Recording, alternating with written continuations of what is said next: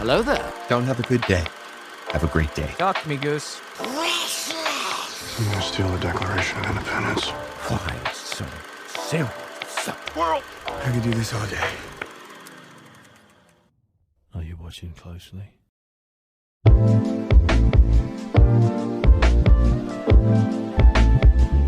Welcome, everybody, to the One-Eyed Film Podcast. I'm your host, Seth Mossberg, and I got Zach joining me today to talk about The Quiet Place. How's it going, Zach? Hey, it's going good. How are you? I'm good. So The Quiet Place is a very respected pair of movies. They have a very original story with some well-respected actors and a really intense PG-13 horror vibe to it. And I've really loved both of these for a long time, and I'm excited to talk about it. There's a lot to talk about, and I'm interested to hear your thoughts on these movies. What do you think, Zach, about these movies? Would you recommend them to someone? What are your thoughts? Oh yeah, I would definitely recommend these movies to someone. They might be like my favorite recent series of movies. Yeah, I just remember, I think it was my sister who encouraged my family to watch the first one, and yeah, the sequel had already been announced at that point, so I was expecting the full family to survive. Then when he dies at the end, it really hit me pretty hard. Spoiler alert.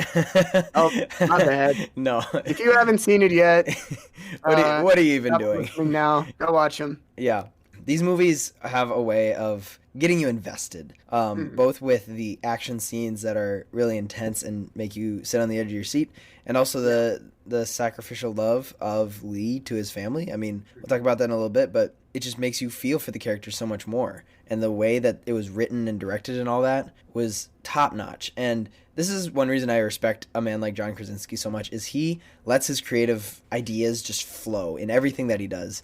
I believe he directed this. Yeah, I directed both of them. Yeah, he directed both of them. He just had full creative control over an original story. Like, this wasn't based off of anything. I believe it was inspired, like the design of the monster and like what if you have to be quiet all the time. Like the quiet theme is like a very original, like, what if this was the approach you had to make with these terrifying monsters versus blasting them with guns and all that. But I respect Krasinski because he can push a movie like this and make it so good. He knows what makes a good movie. There's other qualities to him that are just so positive, and him and Emily Blunt, just the pair of them working together, is so special to see as well, especially playing husband and wife like that. They don't even need to act. They already got that. They've been practicing for a couple of years now. He's inspiring to a guy like me who just, I have a lot of ideas, and sometimes they don't always like have a way to manifest themselves. But when I see a guy who has an idea and rolls with it as far as he can, like with A Quiet Place, or I think during COVID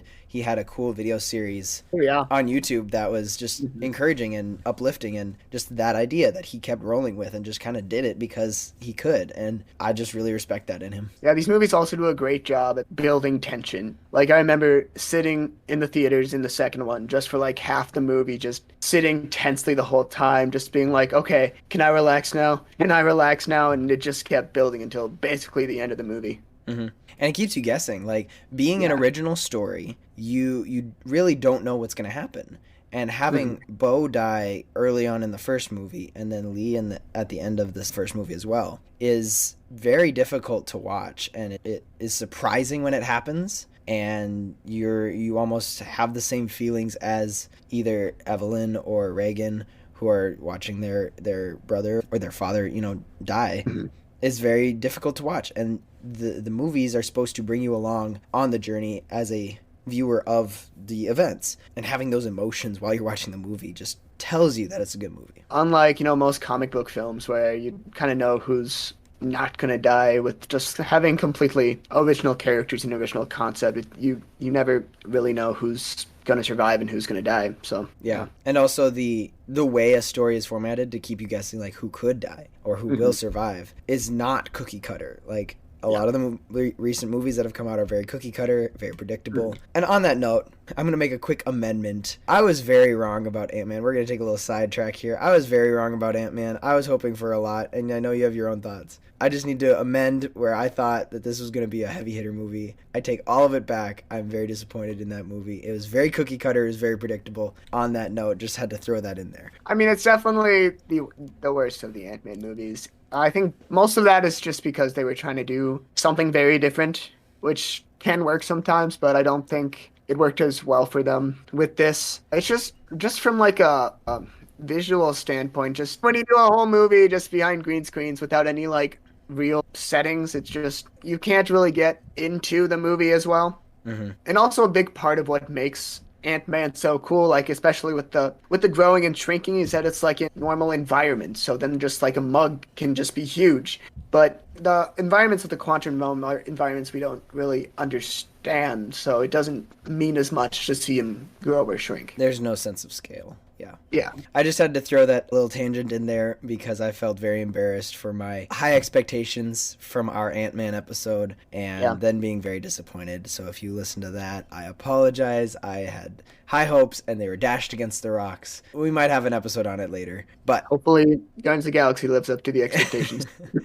back to the topic at hand, Quiet Place. I'm very intrigued by any movie who does a modern dystopia or future dystopia where it's still partly your world that they're living in with just this little twist, whether that's Last of Us, which I've been watching, and we will have an episode coming out about that after the finale releases, where it is your world, like literally they're traveling to different cities and they're apocalyptic, they're overrun with infected. And this world where there's a sense of familiarity, and yet they have, sand trails, and they're doing everything in their home very quietly, and just a different mindset that they have developed since the monsters arrived, which we see in the first part of the second movie. But understanding that they had to change how they lived and their lifestyle is scary to a degree where we almost wonder if that could happen. Like, with a modern dystopian movie like that, it's sort of possible, And not only the fear that the movie tells you should fear, the monsters, but also the fear of what if aliens like that invaded our planet, and then you're drawn in that way as well. I think one of the biggest themes that I think of when I think of both of these movies is just hope, and just the Abbott family and just their willingness to do more than survive. I mean, it's a big part of the first film. It's like there's almost this unintentional pro-life theme in this first movie where they know this world is going to be dangerous for their child, but they have the child anyway. I mean, it doesn't make that much sense to have a child when there's like killer monsters anyway, but they do they do it anyway because they're definitely not thriving. It's obvious that their goals are beyond just keeping themselves alive. They want to live instead of just cowering down to the fear of the world around them. Yeah, I agree. Why would you bring a crying baby into a world where you have to be quiet? I understand that mentality, but they understand the value of a human life, and they understand that this baby that's coming into the world is special, and they know it'll be difficult. They're willing to take that risk. And we see a little bit of that in the second movie as well, where they have to keep this baby quiet, and unfortunately that means keeping him in a chest or something. What was it? Yeah, it was a crate thing of sorts. They had an oxygen tank on it and the mask on the baby. Yeah. So again, just a different lifestyle that they had to adapt to as they learned, it's sound that attracts these monsters and all that. They are definitely adapting, but at the same time, with having a baby, they're still fighting for just a normal life in a lot of ways. Yeah, even though they have to, like I said, adapt, they're still trying to have a normal life with all the things that they can still do as much as possible. Yeah. And having a deaf daughter, obviously not by choice in the story, but also having Millicent Simmons be basically the lead actress for the duology. I believe it's going to be a trilogy soon. Sometimes I wonder why movies follow the special people, but it's because they're special that's why it makes them interesting. So it's not that we couldn't follow a story about a family who can all hear and everything and don't know sign language, but it makes it way more interesting to follow the family with the deaf child who all knows sign language beforehand, and now that plays to their advantage in this movie having to be quiet. They were prepared in a way, and having Millicent Simmons be the lead role and working with her to convey emotion in a way that only she can. And even the scenes, I think of specifically the ones where they're from her perspective and everything's just dead quiet and she can't hear anything, is scary and almost puts us in her shoes of not being able to comprehend the world, the loud world that's going on around her. Yeah, I think especially of Bo's death scene, who's the youngest son who dies at the beginning of the first one. She doesn't hear the rocket start making noise, but she just sees the rest of her family all turn around and instantly she knows what happened, and you just see all this dread on her face, and it's just, wow, she's a talented actress. Makes you wonder if they were looking for a deaf actress for the role. Yeah, I'm sure there's a story behind that. I definitely think it was the right call, especially for this story. It adds a whole nother layer to it. Yep, and at the end of that first movie, Lee sacrifices himself. Literally, this was a choice that he made to draw the monster away from his children, and that was emotional. Like, it was sad, but it just showed meaningful love he had for his children. I was just reading a book comparing how the family and the Trinity align in meaning to each other. And I believe the Truth Project from Focus on the Family has talked about this too. That's where I originally heard it. But the way that the Father, the Mother, and the children relate to the Father, Son, and Holy Spirit is all interconnected and reflective of each other, which is a whole different topic. But in the same way, Lee sacrificing himself for his children is the same reflection of Jesus sacrificing himself for us, for our sake, so that we may live. It's a little bit different because Lee doesn't come back from the dead, but it's the same care and love that knows that his sacrifice of himself will mean more to those that he loves. He's not thinking about himself. He's thinking about the ones that have more to live for, if that makes sense. Yeah, I would say in this whole metaphor, the Holy Spirit is kind of like the hearing aid in the movie. Because in a way, Lee, the father, leaves, but he leaves them with a great power to fight the darkness around them. I see where you're coming from. Yeah. Especially once they figure out that key of the hearing aid frequency can make the speakers go haywire and, affect the monsters that way. Yeah. A very interesting thing about this first movie is just the internal conflict. I feel like a lot of times in horror films, there's so much focus on the external conflict, like whether it's zombies, some kind of plague, or vampires, or whatever's in horror films these days, like Winnie the Pooh. Yeah, there's so much focus on that external conflict that there's not much they put in for an internal conflict. But this first film has such a impactful theme here, just about trauma and forgiveness. So at the beginning of the film, as we've mentioned before, the younger son dies. And obviously Reagan put a lot of that blame on herself. And they never really talk about that as a family afterwards. So she just feels blamed by her father, especially for the death of her brother. And this tension really drives the main conflict of the film. Like, we see Lee throughout the film trying to help her with her hearing aids, but she just totally rejects it. And then by the end of the film, when Lee sacrifices himself, she finally realizes that even though that happened with Bo, her brother, that her dad still loves her. And it's just this great theme about how, like, not talking about trauma doesn't make it go away. It's going to be uncomfortable, but there can be so much that can happen, like we saw with Lee and Reagan, that happens if you don't talk about